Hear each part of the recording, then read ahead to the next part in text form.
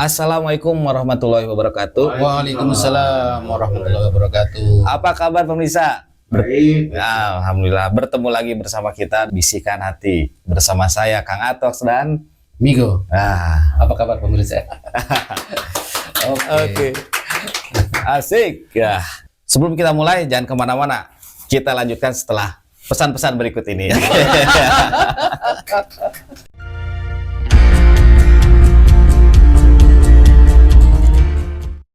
Baik, pembahasan kali ini saya sebelum memulai acara ini barusan saya baca email dari Kang Ferdi Mana, bro? dari mana Balikpapan. Oh, Balikpapan ya. Wih, Balikpapan. jauh nih. Jauh. Ya. Jauh. Balikpapan nih. Apa Nah. nih? Apa nih? Halo Firdi, halo. Bang Ferdi, gini, saya bacakan ya. Bagaimana Om mengenai bertamu, tapi maksudnya apa nih? Oh, yang Ngantuk. yang tuan rumahnya kurang fit, tuan rumahnya kurang fit. Nah, ini fenomena yang boleh dibilang itu udah umum ini. eh, Udah umum ini. Jadi kadang-kadang ketika kita sendiri bertamu atau kita dengan tamu dengan kondisi berbalik lah ya. Kita yang punya yang sebagai tuan rumahnya itu tiba-tiba ada tamu teman siapa nongol kan. ya. Kondisi kita lagi kurang fit nih gitu. Entah ngantuk entah apa gitu. Mungkin itu kali yang ditanya sama Fer itu. Jadi apa Sepertinya. sikapnya nih gitu kan? Ya, Kira-kira gimana menurut Atok nih gimana nih? kalau misalkan kita kedatangan tamu, sementara kondisi kita kurang memungkinkan, Ya, ngantuk mungkin lah. mungkin saat itu masih fit lah ya. Ya, Memang udah capek, cuman ketika kedatangan tamu masih agak segar kali ya. ya. Nah, mungkin ya kita persilahkan aja dulu gitu kan. Cuman kalau misalkan lama-lama, tamunya kelamaan dan akhirnya kita capek gitu. Kadang saya juga pernah begitu ngalamin. Saya bingung nih, aduh mau ngusir nggak enak, masa tamu diusir? Iya. Sementara saya sendiri butuh istirahat gitu. Kalau dulu kalau saya kadang pura-pura apa ya, nguap gitu. Acting lah pura-pura gitu ya. Acting pura-pura nguap. Jadi, Emang kurang ajar nih saya gitu. Musir secara halus gitu ya. tapi pernah itu si tamunya nggak ngerti-ngerti, sempat bingung juga saya. Kalau Bang Migo pernah ada pengalaman nggak? Kalau saya sendiri bingung deh itu. Kadang kalau saya sih, saya orangnya kan beda ya. Maksudnya kan kadang-kadang kalau misalkan tergantung tamunya lah. Kalau misalkan tamunya tamu kayak teman-teman yang bisa kita kenal gitu ya. Ya ngomong aja apa adanya gitu loh. Kan lebih enak gitu kan. Tapi ya dengan bahasa yang nggak jinggung lah. Misalkan sorry lah, ngantuk banget gitu.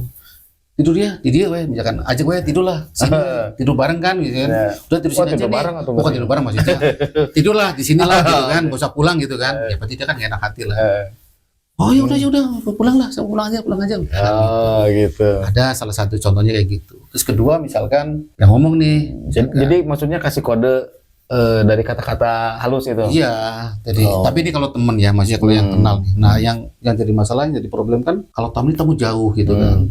Tiba-tiba datang, tok posisi kita lagi nggak enak lah ya. Nah, ini ya kadang-kadang dilema gitu kan. Gimana cara ngusirnya gitu kan. Nah, yang mungkin yang kasusnya Freddy itu saya nggak ngerti nih kasus Freddy. Itu tamunya tamu ya Ferdi. Ya, tamu yang dari teman dekat atau tamu dari jauh gitu. Atau barangnya ada masukan nggak? Ini kalau dibaca sih dari teman dekat bukan tamu jauh. Oh, teman jauh ya, teman dekat lah ya. Ya kalau saya tadi gitu, kira-kira masuk nggak nih kalau misalkan saya punya pendapat kayak gitu? Ya kalau saya sih kayak gitu pendapatnya sih, maksudnya ngomong baik-baik aja gitu, kan deket gitu. Dia bagus, lebih baik to the point ya. Iya, to the point. Oh iya benar ya. Paling tinggal bilang ini aja ya. Daripada kayak tadi kayak situ sindiran tuh. Acting. Tadi kalau dia terbalik ini. Jadi weh lah gitu kan, masalah gitu kan. Tapi kalau to the point kan enak gitu. Oh, jadi harus ngomong secara halusnya. Iya. Mending tidur aja di sini. Nah, ya. Udahlah tidur aja di sini. Iyalah. Udah pada ngantuk, udah malam gitu ya. Nah, gitu. Oh, Ya, benar-benar. mungkin ini Ide buat saya ide. ya, jadi solusi lah, solusi salah satu ya. Mungkin sobat-sobat semua kan pasti tahu lah solusinya yang mungkin. Ya suruh komen aja. Kalau barangkali ada yang lebih tahu sikap-sikap atau cara yang baik, silakan lah komennya. kasih masukannya kasih ya. masukan lah. Jadi Kalau mungkin komentar. ya kalau kita ini kan hanya sebatas sepengetahuan Ya. sedikit lah ya. Ada- Ya, buat Ferdi barangkali ada jawaban yang mungkin salah satu lah ya. Salah satu jawaban yang mungkin Ada solusi bisa salah satu solusi. Makanya ini untuk sobat-sobat bisikan hati nih, kalau misalkan ada pendapat lain silakanlah sekali jawab punya pertanyaan Ferdi ya tadi ya. Ferdi dari Balikpapan. Balikpapan. Soalnya kalau komen pasti Ferdi baca juga kan. Iya, pasti baca juga lah. Oke, makasih Bang Ferdi. Oke. Ditunggu lagi lah pertanyaan-pertanyaan yang lain, mungkin bisa kita bantu bahas solusinya sama semua lah teman-teman di Bisikan Hati. Oke. Oke? Saya punya tetangga, anaknya apa tuh coba? Saya punya tetangga, anaknya Punya motor, knalpotnya brong. Oh, menarik nih. Apa itu? Apa? Bagaimana cara menghadapinya? Apa itu? Ya, menghadapinya. Cara menegurnya mungkin. Ya, Cara menegurnya ya. Gimana kok? menarik ya. Nah, Ada ini. Ada masukan. ya, memang sih kalau sebagai tetangga serba nggak enak juga mau negur. Gak enak, nggak ditegur. Kitanya yang Bingung ya. yang merasa tersakiti begitu. Kenal pot bisik emang nggak enak juga kalau didengerin ini ya. Waktu kita mau istirahat, Tiba-tiba datang brong gitu kan. ya negur itu kan anaknya. Hmm. Ya baiknya kalau kita dekat sama orang tuanya, kita Panggil. ketika nggak panggil ngobrol dulu lah, harus ada Tetangganya. pemanasan dulu Ke orang tuanya ya. ke orang tuanya. Kalau menurut saya nih ya, menurut saya Kang Apuy, kita bicara dulu, tapi bicara biasa dulu dengan orang tuanya. Kemudian kita selipin terkait masalah bisingnya suara knalpot kendaraan anaknya Iya. itu. Mungkin mudah-mudahan orang tuanya bisa ngasih tahu. Tapi kalau masalahnya, kalau misalkan orang tuanya, saya juga sudah ngasih tahu, sudah susah katanya dikasih tahu. Nah itu gimana tuh? Nggak juga sih sebenarnya gini lah. Kalau kayak gitu sih sekarang gini ya, kayak kita sebagai peran orang tua ya, anak kita kayak gitu terus tiba-tiba kita ditegur sama tetangga gitu ya. Anaknya ngomong umurnya berapa tahun ya? Nah ya anak muda lah pasti Tapi lah. pakai motor mah udah. Ya nggak mungkin kakek pengen ngebrong kan nggak mungkin iya. tuh. Enggak, anak-anak kalau SD nggak mungkin ya. Nggak mungkin lah. Itu motor-motoran bro. Tapi intinya gini, kalau misalkan dia bersikapnya kayak gitu ya, kita sebagai tetangga yang merasa ini ya tinggal memang kayak tadi sih. Ngobrol lah baik-baik kan, panggil Pak, punten jangan Pak itu kalau bisa lah gitu kan, kita kan hidup bertetangga nih. Kalau misalkan motornya mau dinyalain, janganlah di deket sini, dorong dulu ya misalkan gitu kan. Karena anak muda kan kadang susah. Kalau harus cut, jangan, wah dia kayak kesannya kayak nantang gitu. Nah mungkin kalau dengan orang tuanya kasih tahu ya mungkin kasih tahu coba jangan kalau tater jangan di rumah dulu nih. Dorong dulu nanti udah di jalan raya, mau ngeber-ngeberan mah udah urusan kita lagi lah ya. Ada polisi atau siapa yang negur mah udah beda. Udah kita nggak terganggu kan. Ya. Kalau menurut saya sih gitu. Jadi tegur baik-baik, panggil bapaknya kasih tahu. Nah, bapaknya misalkan jadi bapaknya akan ngasih tahu anaknya dengan misalkan frontal juga nggak mungkin gitu. Ya. Tapi kalau misalkan si Kang Apuynya itu nggak enak nih buat ngasih tahu ke tetangganya, gimana tuh? Nggak bisa lah kalau tetangga kita kan udah saling ngeruhnya enak nggak enak harus dihadapin. Ngadepin masalah tetangga kayak gitu sih. Oh kan Ya. orang beda-beda bro. Iya memang. Mungkin baiknya bisa jadi kalau misalkan kan tetangga ya, kita bicara ke misalkan ke Orang yang di orang yang disepuhkan di wilayah misalkan ataupun ke RT lah, pihak mungkin ketiga berarti lah ya. punya pihak ketiga gitu kan. Itu lebih bagus Yang lagi. lebih berwenang gitu Iya, kan. itu lebih bagus lagi sih. Untuk mengingatkan. Mudah-mudahan nggak kesinggung gitu kan. Iya.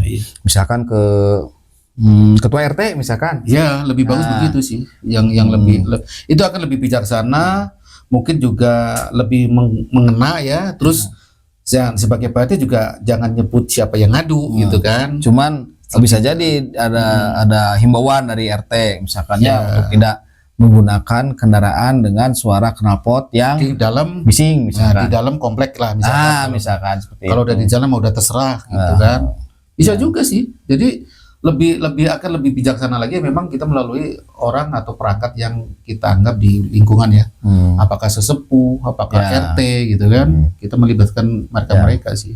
Memang ngeganggu sih ya. Tapi kalau enak sih sebenarnya sih nggak usah melibatkan orang lain. Misal, gue sama lu nih, lu punya anak, kasih tau lah anakmu lah. Kalau bisa motornya jangan di sini starternya lah, terganggu nih. Nah gitu kan. Kalau lebih enak sih begitu gitu. Iya kalau dekat. Cuman masalahnya sih tadi Apu itu tuh tetangga dekat atau tetangga jauh atau tetangga jauh dia lewat di depan rumah gitu kan. Mungkin nanti akan lebih kita akan bisa menjawabnya lebih ini lagi ya, lebih spesifik gitu. Kalau misalkan saya punya tetangga mana nih, tetangga dekat. Nah kalau tanya misalnya kayak kita nih, stok anakmu lah kasih tahu lah. Kan lebih enak karena tetangga dekat kan. Nah kalau melibatkan tadi kayak perangkat atau RT misalnya atau orang-orang yang kita anggap dituakan atau dihormati ya di wilayah itu, ya mungkin tetangga jauh. Cuman jalurnya lewat jalur depan rumah kita nih. Siapa sih itu? Oh itu si anaknya si Pak Budi tuh. Padahal RT lain ini mah. Misalkan. Nah mungkin caranya begitu. Kayaknya sih gitu ya. Ya karena memang knalpot brong juga memang nggak boleh ya. Kalau mengganggu gitu, mengganggu di lingkungan jelas lah, jelas nggak boleh lah. Orang di kendaraan di masyarakat di umum aja kan kejar polisi. Oh iya. Tapi itu kan kadang-kadang tren anak muda sih. Jadi kan era kita kan beda lah sama era itu. Jadi kita juga harus bisa memahami kondisi. Cuma dengan cara yang menegurnya atau apanya itu si anak ini nggak merasa tersinggung gitu. Banyak cara lah sebenarnya. Mungkin itu salah satu cara ya si siapa Apoy. Apoy Bandung. Ya mungkin itu salah satu Kang Apoy. Ya Kang Apoy ya. Iya. Ya kita kan nggak ngerti umurnya dia berapa, dia kan cuman dia punya tetangga anaknya begitu gitu kan. Jangan-jangan dia temennya anaknya. Dia kepingin punya motor nggak ada burungnya. sorry Pak Apoy, ini canda ya. Jadi pendapat ini dari kita nih, barangkali sobat-sobat dari Bisikan Hati punya pendapat lain atau mungkin masukan lain untuk Kang Apoy ya di Bandung, mudah-mudahan kasih aja di kolom komentar lah, kan minimal bisa bantu Kang Apoy cara menghadapi situasi seperti itu. Ya nggak tuh? Ya kan? Oke, hatur nuhun Kang Apoy dari Bandung. Siap, nanti kita baca lagi email berikutnya. Oke, kita baca email dari Bohim CPR. Bang, tanya gimana caranya untuk menagih hutang teman yang sudah lama berhutang, tapi ketika ditagih selalu besok lagi, tapi ditagih lagi besok lagi jawabannya. Menghindar gitu ya. Duh, masalah hutang bro. Bang, masalah hutang ya. Kadang-kadang susah juga sih ya kalau masalah hutang ini. Malu juga gua. Masalah hutang. Jangan sampai kita komen kita punya hutang gitu. Ayo bang, gue ceramain gua juga bang. Ini contoh aja lah ya, maksudnya contoh yang sudah ada biasanya kan gini. Kadang-kadang yang dihutang sama yang punya hutang sama yang ngasih utang itu kadang-kadang lebih kejam, lebih keras yang minjem gitu. Nah tadi pertanyaannya kan gitu kan, jadi setelah ditagih besok lagi. Gitu. Jadi sebenarnya sih kalau menurut saya nih ya nggak apa-apa sih, namanya hutang mah tetap harus ditagih ya kan. Kita ingetin lah ya, kalau hutang itu kan sampai di bawah mati lah ya tanggung jawabnya gitu kan. Kalau di dunia sih mungkin bisa ketemu lah ya. Tapi kalau udah meninggal kan nggak bisa ketemu kan, gimana cara komunikasinya gitu. Ya menurut saya sih kalau punya hutang kayak gitu ya yang nagih-nagih ya yang penting jangan kasar, jaga silaturahmi. Karena kan kita itu di dunia itu kan bukan pasti ya, kemungkinan besar akan mempunyai kebutuhan ya. Ketika tidak bisa ditopang oleh sendiri, pasti pinjam lah ya. Nah, ketika pinjamnya itu untuk proses mengembalikannya ya agak ada sebagian orang gampang, ada susah, ada yang sedang-sedang aja gitu. Menurut lu mah enaknya gitu maksudnya tuh ngadepin orang kayak gitu? Ya memang sih baik-baik aja kali ya. Sama lah kalau gitu. Ya ditagih mah harus lah gitu kan. Ditagih. Ya. Tapi memang sih kalau nagih-nagih terus mah capek. Kemudian capek, masalah capek hati. Kalau capek fisik mah udah pasti gitu kan. Iya. Tapi hati gitu kan. Kalau hati kan nggak ada obatnya. Kalau Iya. fisik mah pijitin sama yang di rumah juga jadi. Tapi gini, kalau capek kan memang gini ya, itu kan sifat manusia lah ya. Tapi jangan salah lah, kita yang ngutangin ini juga kan dapat pahala, gitu kan. Ya. Ya kalau yang merasa itu kadang-kadang kesel, capek, pengen apa itu kan sisi manusiawinya gitu kan. Tapi kalau menurut saya sih, satu, kalau kita minjemin orang kita dapat pahala, ya kan. Kedua, kalau kita sabar juga mungkin tidak ada konflik apa-apa dan mungkin kedepannya masih bisa jaga silaturahmi lah gitu. Ya kalau terlalu kayak itu sih terlalu frontal sih sebenarnya. Malah dia nggak bayar nanti kan, bro. Nggak akan bayar, nggak kabur dia. Ntar lihat lu kabur gitu. Jadi pertanyaannya adalah apa yang harus dia lakukan? Itu tadi menurut saya sih gitu. Jadi ya tagih aja tetap. Ya gini aja ya untuk Bohim, kalau misalkan yang punya utang itu teman dekat, ya seperti biasa aja. Berapa kali, sebulan sekali ingetin. Ntar tanyain lagi. Nanti lama-lama kita doain lah. Kita doain aja, ya Allah mudah-mudahan si yang punya utang ini bisa cepat bayar, ya kan, dikasih rezeki lah. Ini tuh bayar utang. Tapi gitu. nggak semudah kayak gitu, bro. Kadang nggak balik-balik nih uang gua gitu kan, mana mau dipakai. Nah itu udah niatnya beda, itu niat nggak bayar namanya itu mah. Nah, tapi kalau niat bayar pasti ada rezeki, buru-buru lah bayar. Enggak, maksudnya gua yang nginjemin uang nih, gua kan mau dipakai nih duit. Ketika ditanya, misalkan, oh besok, kan kita mau ngedoain juga, nggak kayak nggak ikhlas nantinya. Ya itu itu manusiawi berarti. kembali manusia. Kayak tadi kalau kata si Boy bilang kan, tadi kan bilang katanya enaknya gimana nih cara ngadepin gitu. Nah kalau cara lu begitu, makanya tadi saya bilang kabur nggak akan dibayar. Tapi kalau misalkan caranya yang kayak tadi diingetin gitu, sampai akhirnya dia tuh merasa nggak enak lah. Misalnya, misalkan ya, misalkan ke lu nih, ketemu atok lagi tuh nggak enak gitu kan. Nah pasti lama-lama ada sisi gimana ya, dia udah baik gitu kan, dia udah ngingetin gitu. Nah, insya Allah lah pasti ada rezeki bayar.